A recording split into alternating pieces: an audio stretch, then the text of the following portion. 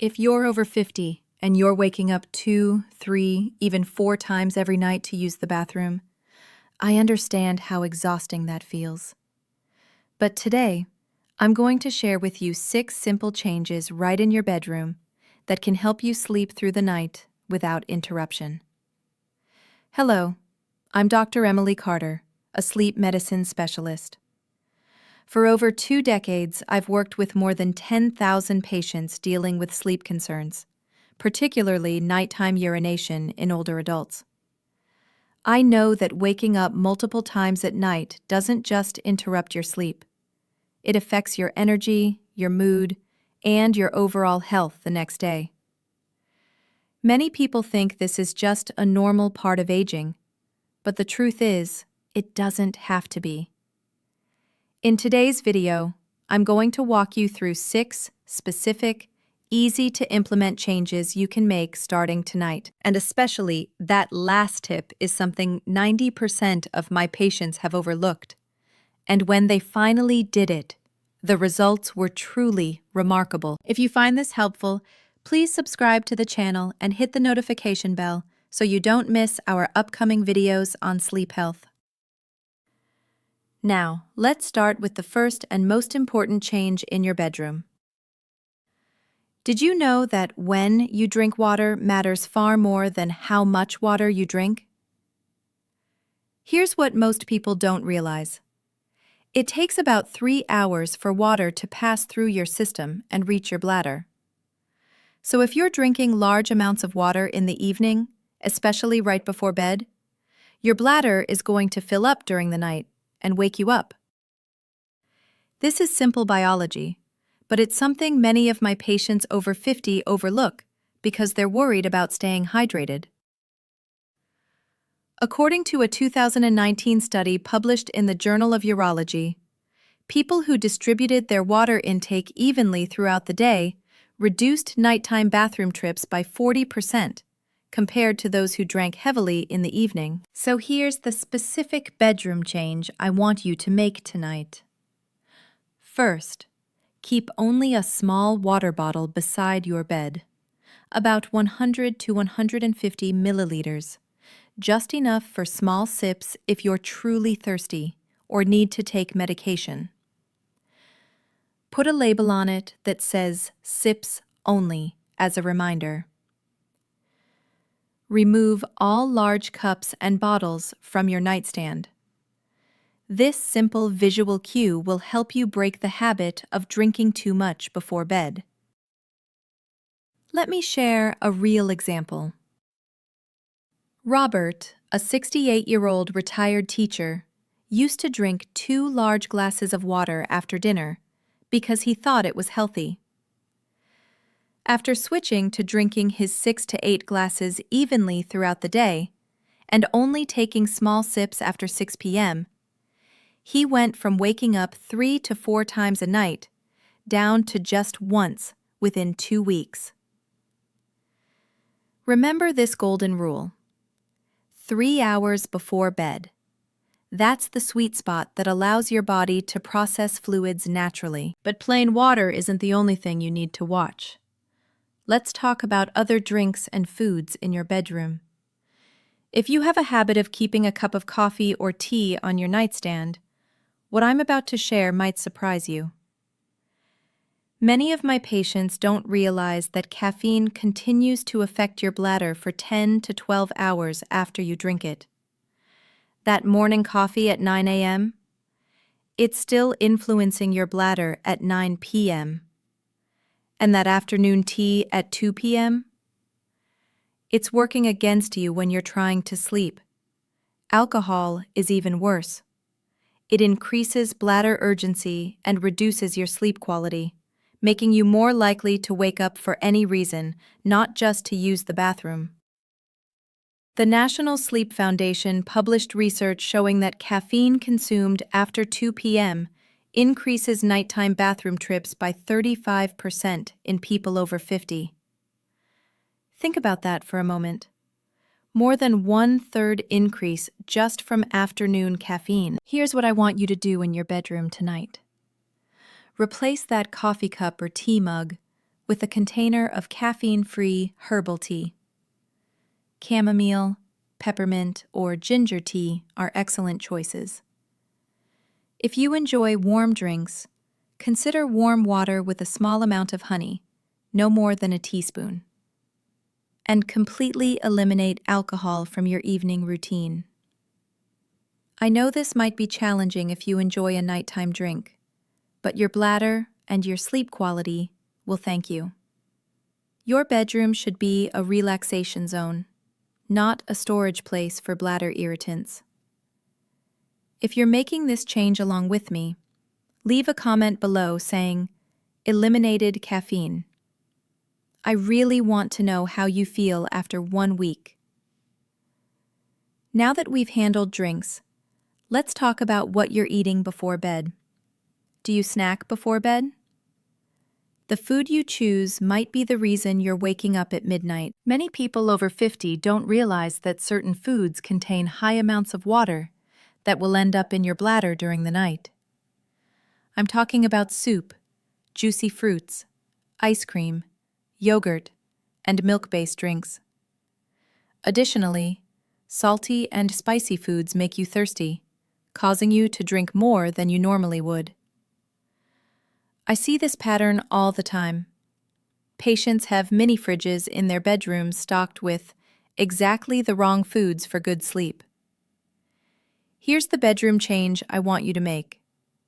Remove that mini fridge with ice cream and yogurt from your bedroom.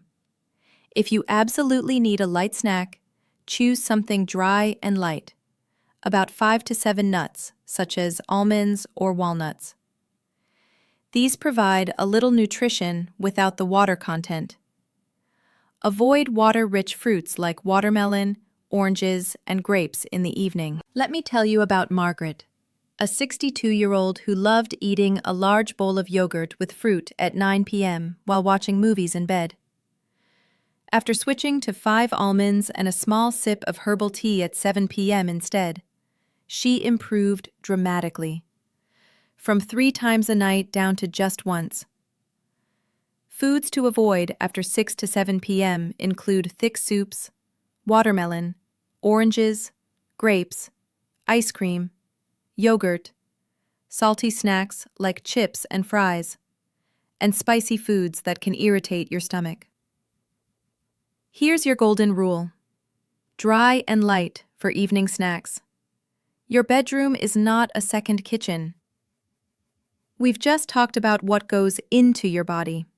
Now, let's discuss how to help your body eliminate fluids more effectively. This is a change that most of my patients have never even considered, but it can make a tremendous difference. Here's what happens during the day. Fluid accumulates in your legs and feet due to gravity.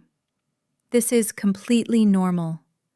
But when you lie down at night, all that fluid returns to your circulation and eventually reaches your bladder. For people over 50, this problem is often worse because circulation naturally becomes less efficient with age. You might notice your ankles and feet are quite swollen by evening. That's the fluid I'm talking about. A 2018 study in the American Journal of Kidney Diseases found that elevating your legs for 2 to 3 hours before bedtime reduced nighttime bladder fullness by 30%. That's a significant improvement from one simple change. Here's what I want you to set up in your bedroom. Place a comfortable recliner or lounging chair in your bedroom. Prepare 2 to 3 pillows to elevate your legs. Do this 2 to 3 hours before bedtime. For example, from 7 to 9 p.m. if you sleep at 10 p.m. While your legs are elevated, combine this with calf pump exercises. Flex and point your feet 20 times, once every hour. This helps move that fluid back into circulation while you're still awake, so it doesn't all rush to your bladder when you're asleep. Here's how to do it properly. Sit or recline comfortably. Place your legs elevated about 15 to 20 centimeters higher than your heart. Gently flex and extend your feet. Do this for 30 to 60 minutes at a time. If you have swollen ankles, consider wearing compression socks during the day. Put them on right when you wake up, before you start moving around. This is a natural way to help your body redistribute fluids before you go to sleep. Now, let's talk about a factor many people forget: medications. The medications you're taking might be quietly increasing your nighttime bathroom trips without you even knowing it. Many common medications have side effects that increase nighttime urination. I'm talking about antidepressants, blood pressure medications, and especially diuretics, also known as water pills. The timing of when you take these medications can be just as important as the dosage itself. I've seen countless patients whose nighttime issues improved dramatically just by changing when they took their medications, not what they took. Here's the bedroom change I want you to consider. Check your bedroom medicine cabinet. Create a new medication schedule, but only after consulting with your doctor. Get a pill organizer with compartments for different times of day. Add reminder notes like "take in early morning" for medications that can be adjusted. This is absolutely critical, so please hear me clearly. Do not change your medication dosage or timing on your own without consulting your doctor. What I'm suggesting is that you have a conversation with your physician about the possibility of adjusting the timing from evening to morning. Let me share James's story. He's a 70-year-old who was taking his diuretic in the evening.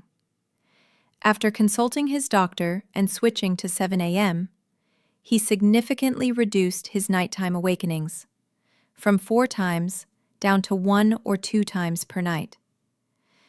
That one conversation changed his quality of life. Medications to discuss with your doctor include diuretics, blood pressure medications, antidepressants, and some heart medications. One 10-minute conversation with your doctor about your medication schedule could give you months of better sleep. And now, here's that final tip I promised, the one that 90% of my patients have missed. The secret to sleeping well all night doesn't lie in what you do before bed. It lies in what you do throughout the entire day. Here's what most people don't understand. The habit of just-in-case bathroom trips actually reduces your bladder's capacity over time. When you go to the bathroom every time you think you might need to, rather than when you actually need to, you're training your bladder to hold less and less. Not drinking enough water during the day also prevents your bladder from stretching naturally. Your bladder is like a muscle. It needs to be trained properly. According to research from the International Continence Society, bladder training by gradually extending the time between bathroom trips increases bladder capacity by 25% after 4 to 6 weeks. That's remarkable improvement from a simple behavior change. Here's the bedroom change. Yes, it starts in your bedroom. Put up a bathroom timing chart on your bedroom wall. Your goal is to gradually extend the time between bathroom trips from 2 hours up to 3 to 4 hours. Drink 6 to 8 glasses of water during the day. Keep pre-measured bottles ready. Avoid the habit of going just in case before every activity. Here's how to train your bladder. First, identify your current time between bathroom trips. Add 15 minutes each week. When you feel the urge, try to distract yourself for 5 to 10 minutes. Only go when you truly need to, not preemptively. Linda, a 65-year-old, had a habit of going just in case every 1 to 1.5 hours. After applying a 6-week bladder training program, she extended to 3 to 3.5 hours during the day, and reduced from 3 to 4 times per night to just once. Your bladder has the ability to learn and adapt. Teach it good habits during the day, and you'll be rewarded with better sleep at night. If you're implementing any of these changes, please hit that like button so I know. And don't forget to subscribe for more sleep health tips. So we've gone through all 6 simple bedroom changes. Let me wrap this up for you. Adjusting your water intake with the 3 hours before bed rule. Eliminating caffeine and alcohol. Choosing the right evening snacks. Elevating your legs before sleep. Reviewing your medication schedule. And most importantly, changing your daytime bladder habits. I know you might be thinking, but sometimes I still feel like my bladder doesn't empty completely. That's exactly what I'm going to address in my next video. I'll guide you through 4 simple exercises, step by step, that help you empty your bladder completely in a natural and effective way. These are techniques that many specialists recommend, and they've helped thousands of people improve their quality of life. Now, I want to hear from you. Which change will you start with first? Leave a comment below. If this video was helpful, don't forget to hit like, share it with loved ones who are experiencing similar concerns, and subscribe to the channel so you don't miss the next video. Thank you for your time. I wish you deep, restful nights of sleep. See you soon.